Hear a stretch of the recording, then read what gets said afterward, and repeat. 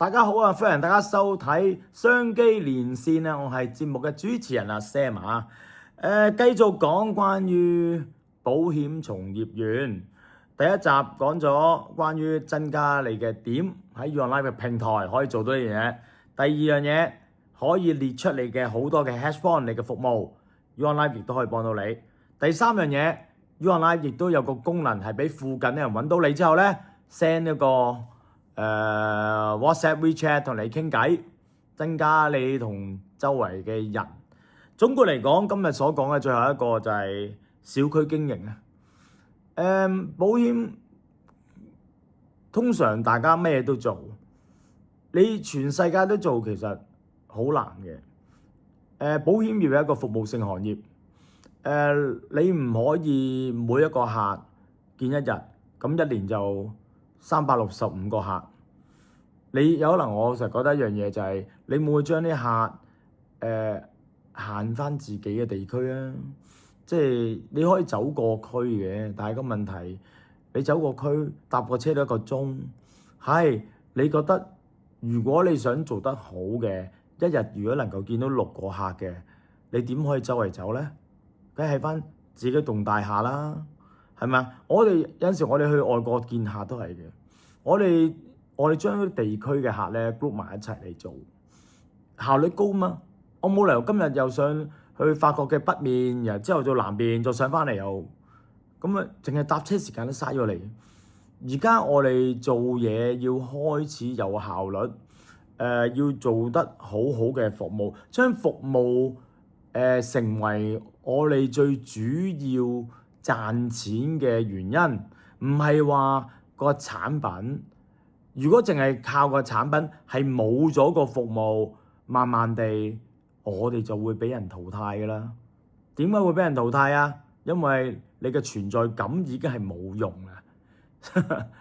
呢個係做生意啲人喂啊 AI 代咗你啦，因為你冇服務咪代咗你咯，係咪先？你要諗一樣嘢就係點樣連 AI 都唔可以代替你咯，就係服務。所以特別係做保險業嘅從業員，你唔將你嘅服務見客嘅情況，關心你個客嘅次數多啲，慢慢就會俾 robot 嚟代替你㗎啦。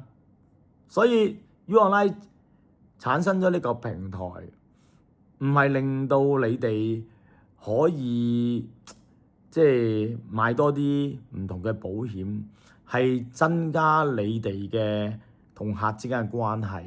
我成日覺得一樣嘢，你做到呢樣嘢有關係，自然有生意嘅。你唔好諗住係有多啲產品而有生意。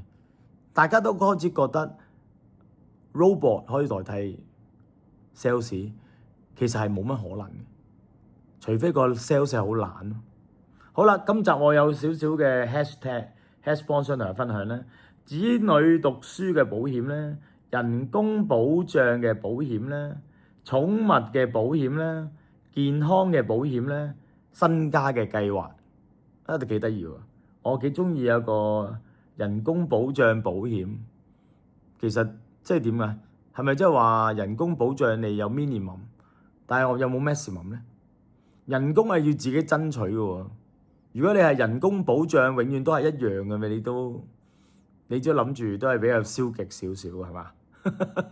都幾過癮。所以大家對今日嘅題材，我所講嘅呢幾集，關於保險從業員點樣可以增加佢嘅生意、增加佢嘅客路、增加佢嘅成功率。如果大家有咩意見咧，或者特別嘅 hashpoint 可以提出，等我哋可以同嗰啲保險從業員啊分享一下啦。請 send 過嚟我哋 email address 啦，我哋 email address 係 info@youonline.com。今日時間差唔多啦，多謝大家收睇，拜拜。